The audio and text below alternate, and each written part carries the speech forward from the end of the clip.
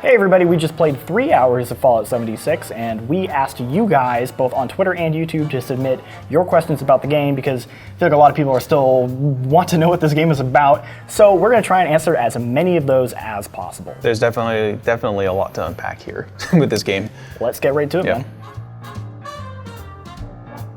Okay, first up, from Soul Empress, can we in fact train animals as it was shown during the No-Clip documentary? So, apparently that, no, you cannot. We couldn't see any of that at all. We asked the devs and they said no. I'm not sure exactly what the no-clip doc is referring to. It sounds like that might have been some miscommunication in terms of words. They were saying that they wouldn't do it because of balance purposes. Right, this is a more survival-oriented game, and having the perk to basically sort of lessen the threat of animals sort of defeats the purpose of the game. Well, especially because you could share that perk with your party members, so if your whole team is like immune to all these animals, it's going to make the game way too easy. So the answer is no, unfortunately. Yeah. Slaps14 wants to know, what can you do passively with other players? Examples, shop and trade. So yeah, you can totally trade with people. There's even, so you can do emotes where you can kind of tell people like, hey, I need help, or like, hey man, good job. And one of them is like, hey, I'm interested in trading. And you can go up to them and you can trade with people. Other than that, you can kill them. It's a big thing. That seems to kind of be the main two interactions, is like trading with people, partying up, and then killing them. Seems like a lot more of the interactions are going to be based on like direct communication with players. So socialize and just be wary of who you encounter. Exactly. Obscure Element says, what does it look like in the vault? Show us a room. Okay.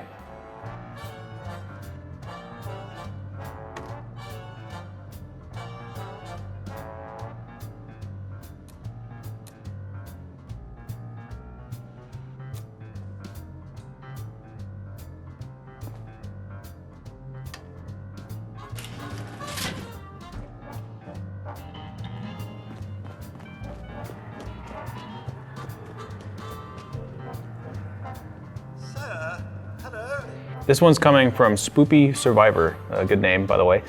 How's character creation? It's pretty much how it was in Fallout 4, but they sort of made it a little more sort of refined, I guess you can say. Yeah, I'm sure they've added a couple more beards. I couldn't tell you what beard was in Fallout 4 versus this game, but it seemed just as in-depth as that game. There's tons of like extra features you can add. Like, there's like, I don't know, like 12 different scars you can add. Way more scars. You can put dirt on your face, which I don't know if you could do that in the other one. Dirt and grime and like grime, all the pimples that were in 4. You can get rashes. You can get real gross in 4, and you can get real gross in this one too. So there you go. Yeah. So this one's coming from Cake3. Will there be proximity chat? It's planned for as a future release. They said it should be in the full launch. Yes, but we were actually playing like using Xbox Live's like sort of chat, party chat system. So we did not personally experience any proximity chat, but they say it will be in the full launch of the game. Yes.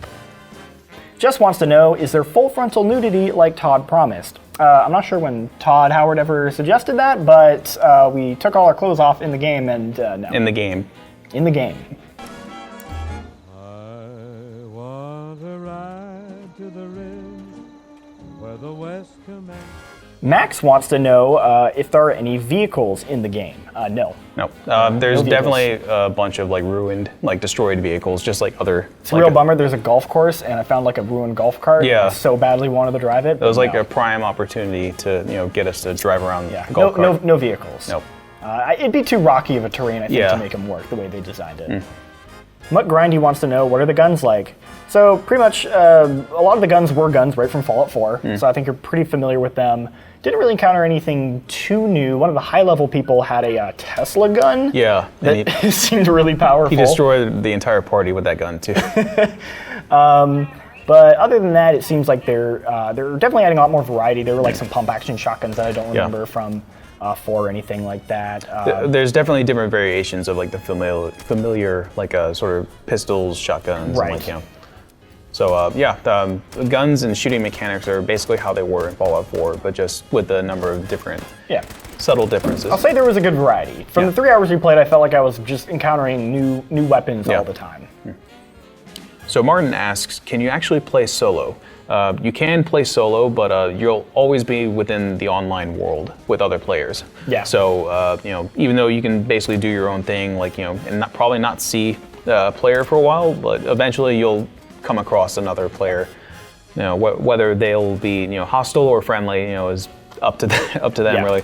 But you can totally do your own thing, just play in solitude. Right. We got a lot of questions from people about how the game works solo play, and to kind of answer that broadly, it felt like you could play the game solo for the most part. Like we were able to do all the story quests and the side quests by ourselves. We just kind of said, hey, we're going to leave our party for a bit and play that way. And we were able to do it fine. There does seem to be certain quests that are party specific. There was one that said we needed to have a full party to actually activate, but that seems like that's a rarity, that most of the quests you can just kind of do on your own. So if you're interested in just playing the game solo, it's totally possible. Yeah. This one's coming from Synthwave. Without NPC-based missions, how do you keep the game from going stagnant? Well, you actually get missions from various holotapes, but also you encounter some various gusty bots, from the vault. There are lots of robots wandering around that do also talk to you in some form. So while you're doing those sort of missions, you'll actually gain new intel from diaries or diary entries, holotapes, other various notes that you'll find just scattered around. Yeah, a lot of the quests seem to be designed around you find a dead person. And then you find a thing on them that activates a quest where you sort of discover how this person died. It seems to be one of the major types of quests in this game. Yeah. You basically find new opportunities by sleuthing, just sort of exploring the environment. Right. So there's definitely less dialogue-based quests. You're not going to get many of those. It's a lot more investigative, immersive type quests. It seems to be what they're going for in this one. Yep. This one's coming from Phil. What does the Pip-Boy do? The Pip-Boy is the Pip-Boy from Fallout 4 and Fallout 3. Functions the exact same pretty much. There were very minor changes. They added a specific menu for the holotapes this time, because that's more prominent. That's the way you get quests in this game. You could hit the back button, and it would make a transparent version of the Pip-Boy that is cleaner, and I think that's sort of designed it's similar to the sort of the power armor overlay from 4. I think they kind of did that because it strips away some of the UI, but then also you can still see behind you, which is very important because it doesn't pause anymore with the Pip-Boy. But otherwise, the Pip-Boy, it functions the exact same. The map is no longer on the Pip-Boy then. Yes. The map is activated by hitting the start button. Yeah, and that's activated at any time, so you don't need to pull out the Pip-Boy to cycle through the menus just to see the map. Just to see the map, Yeah. Starbrew says, I'm mainly concerned about RPG elements and actual role-playing. And since it can be played online, how much of role-playing will the game allow you to do? For example, can you be rewarded for playing as sheriff of the server and kill real players who play as bandits? So, we only got 3 hours, so it's kind of hard to tell the exact limits of it. Theoretically, you can make your own settlement area, and then players could make a couple settlements nearby, and you could potentially theoretically start your own town kind of if you wanted, and you could I could see people getting really deep into the role playing. As far as the systems that the game, it doesn't seem like the game has a bunch of systems in place to facilitate that stuff, but it doesn't seem like it has limitations to prevent you from just doing it yourself. So I can see people, especially once private servers become a thing, making their own private role-playing servers. But yeah, I think you'll be able to at least get some interesting role-playing experiences out of this game, especially in the later half of the game. After it's been released for a while, I think a lot of people are going to start doing that kind of stuff. MQDB asks, how are Vats in this game? Vats is kind of weird. It took some getting used to. It does take some getting used to. So it doesn't function, it doesn't slow down anymore. It's all real time. And essentially it just, when you activate it, it takes away aiming from you. It'll auto aim towards the enemy, and then you just have a number that's just constantly shifting as they're moving around, and then you just kind of hit the button, and it just kind of auto targets. Yeah, it's sort of like that scene in RoboCop where he's just sort of he gets that overlay and the targeting goes over the enemy. Yeah, exactly.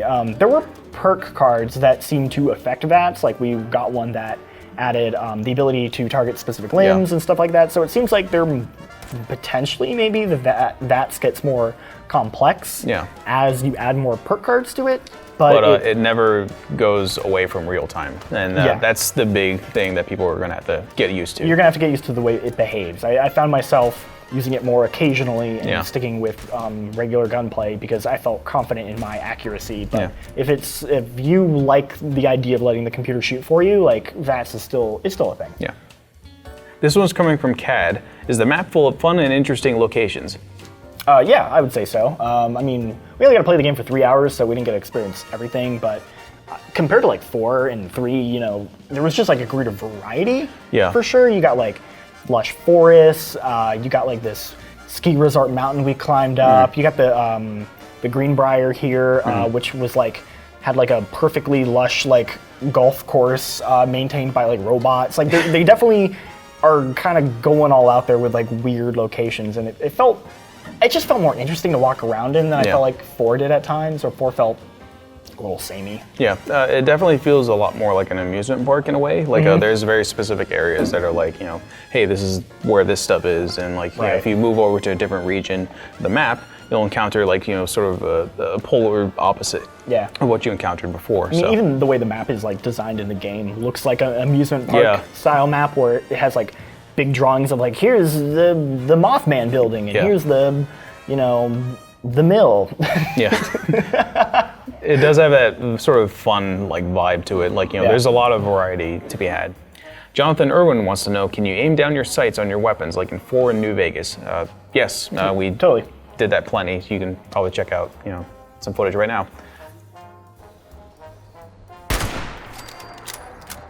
Ilo, I think that's how you say that, wants to know, what are we doing in this game? Just loot and shoot, or is there an actual story? Yeah, there's a story. When you get out of the vault, they present a story where you're trying to find the overseer of the vault, and as you're kind of following the clues left behind of where the overseer went, you are kind of like discovering the map and learning new things, and that seems to be sort of the main story. In addition to that, there are totally side quests where you're learning what happened to characters. There are a couple interesting side quests that I couldn't activate yet, one involving a mysterious like bunker. So yes, there are totally side quests in the game that you're doing with objectives. Daigo D wants to know, how often would you say encounters with other players are? It's kind of tough to say because we were in a like specific environment meant for like this event as opposed to like a public server. And also everyone was starting at the beginning of the game. So there were a lot of players at the very beginning. It definitely felt like a lot less players near the once people started spreading out and everyone's kind of going to different locations. Occasionally I would run into somebody during some of the more like prominent locations on the map that people would kind of gravitate towards, but it didn't feel like you're just constantly running into people all the time or anything like that. There were lots of moments where it still felt like I was on my own by myself. Yeah, even though we were in a group and we sort of knew like where to go, like where to meet up with the other players, like we did encounter like some other players not in our group, like it was just hanging out. Hanging out. Yeah. Cody wants to know, is there armor condition? Yes, there was conditioning for both armor and weapons this time around. It felt pretty good. Yeah, and you have to repair all your materials at workbenches. Yep. The Expander wants to know a ton of stuff. Can strangers access your base? They cannot steal stuff from your base. No. Can players pickpocket you? No. They also want to know, are cosmetic items available only through microtransactions? No. You do challenges in the game that get you these, like, they're called atomic or like atoms. Yeah. And you can use those points to get cosmetics. So they are also available through microtransactions, but you totally can earn them without microtransactions. Yeah. George Webster has a few questions here.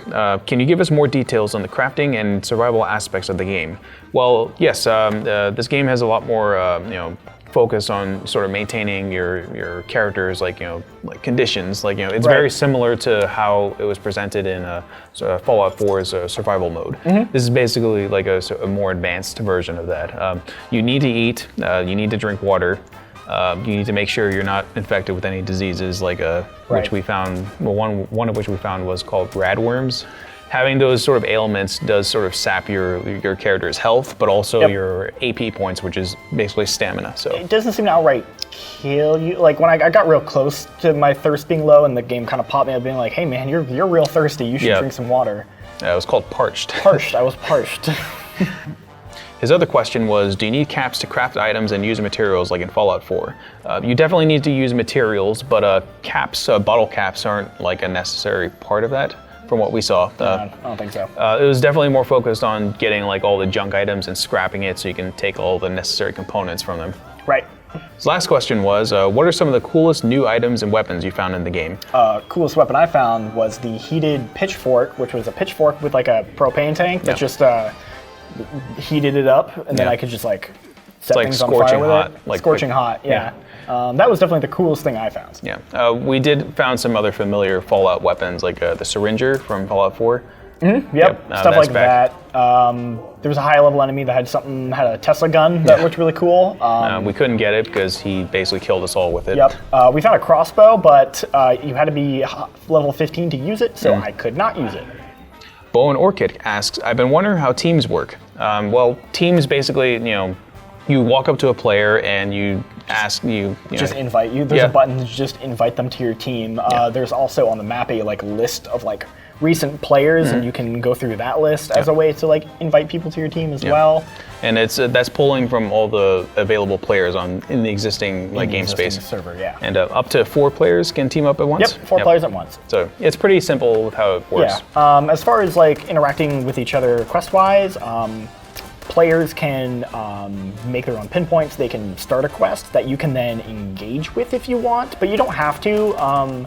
Your quests don't have to be tied to each other. You can do your own separate quests while the party leader is doing their own thing. Although if you do their quest with them, even if you don't have that quest, you actually still get the rewards for it. So that's a good thing. So it's still worth even doing their quest sometimes if you want. Also, you can fast travel to your party members for free. It doesn't, because normally in this game it costs caps to fast travel. That with your party members is completely free. So party members are a good way to potentially fast travel around the map if you need to. Con Plays wants to know, are there any guilds to join, similar to the Brotherhood of Steel or the Railroad? We didn't see any guild stuff at all, but we did see some familiar call-outs to Brotherhood of Steel. Yeah, they mentioned the Brotherhood of Steel, stuff like that. So I'm sure those factions will all come into play in some fashion in the story, maybe, but we didn't. There doesn't seem to be any sort of faction-specific mechanic. Yep.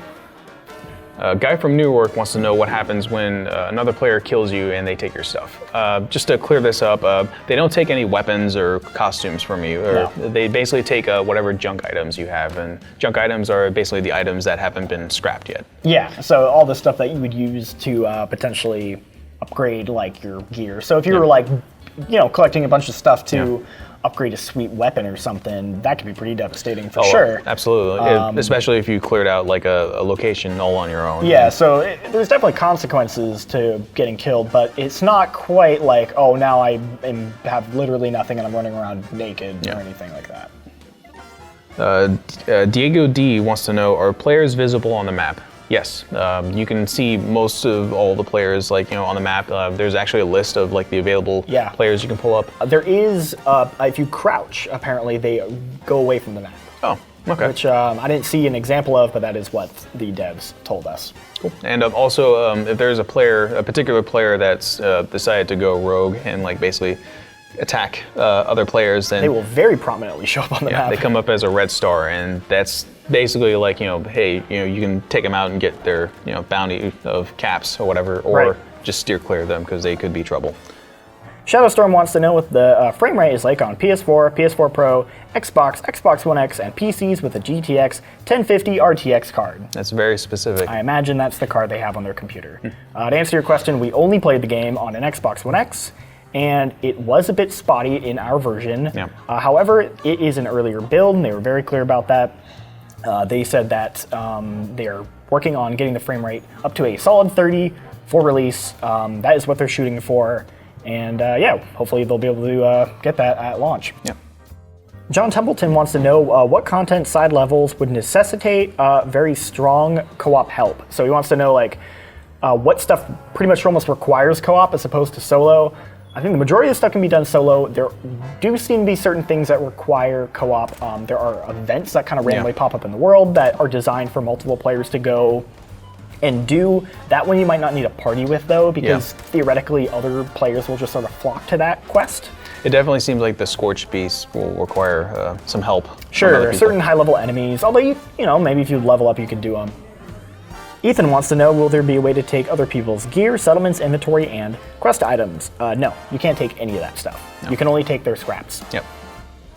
Fextress wants to know what the leveling system is going to be like. So it's like, you know, all the other Fallout games. You know, kill things, do quests, level up. You get access to the special system, at which point you put a point into one of those, you know, special system skills, and then you have all these perk cards that you kind of then get to slot in. Some perk cards require you to be a certain level to use, and then every 2 levels you get access to a card pack, which gives you like a bunch of random perk cards. So perk cards are kind of like the main way that you're getting stuff. They kind of represent like the way perks worked in, you know, the other games, abilities and stuff like that. They also want to know, am I going to meet somebody at level 100 who shoots me up when I start up? So no, actually, like the way the game works is they do like less damage to you as long as you don't engage them back. So for example, I was level 8 and I ran over to a level like 59 player who was eventually able to do some serious damage to me, but it took a bit, and like I was like in my menu just like checking stuff with my Pip-Boy and they're just shooting at me, and I was able to just like fast travel away from them. Yeah. So to answer your question, like they'll be able to grief on some level, but it's certainly not to the point where you're just gonna have like a bad time. Yeah, and of course you can always block players and like mute them. Yeah, you can block players and they won't be able to see you at all. Yeah. Weir1 says they say it's a huge map, but is it actually filled with stuff, or is it just kind of sparse? I would say it was actually pretty stuffed with things to do. I felt like very dense. Yeah, it was very dense. I'm more impressed with the map than I was with Fallout 4's, which I found a little lacking in a lot of spots. I felt like there was constantly stuff to do. There was stuff to see. I felt like there's a really good variety. So far, I'm pretty happy with how the map is shaping up to be. Sebastian wants to know, how will melee weapons work in VATS? It's very similar to how the shooting works. It's all in real time, and you need to be close enough to actually get a clean hit on enemies. It doesn't. I mean, the way enemies move around a lot, it doesn't seem like a real viable way to do. It was a bit disorienting too, because they're moving around constantly. Yeah, and you're not getting like those cool like slow-mo animations you get in like 3 and 4. So honestly, I would probably avoid VATS with melee. Yeah. Garrett Allen wants to know, can we craft ammo? Yes, that's actually a big part of sort of the game. Like, you need to, keep track of all your resources, and in a lot of cases, you'll need to make some really valuable like stuff like ammo and like weapons. Yeah, ammo's totally a thing you can craft. Yep. All right, guys, thank you for submitting all of your questions. Hopefully that answers what you guys wanted to know about Fallout 76. If you're curious about our personal impressions, we have a video that we did about that, so go check that out. And we have plenty of gameplay of Fallout 76, so go check that out as well.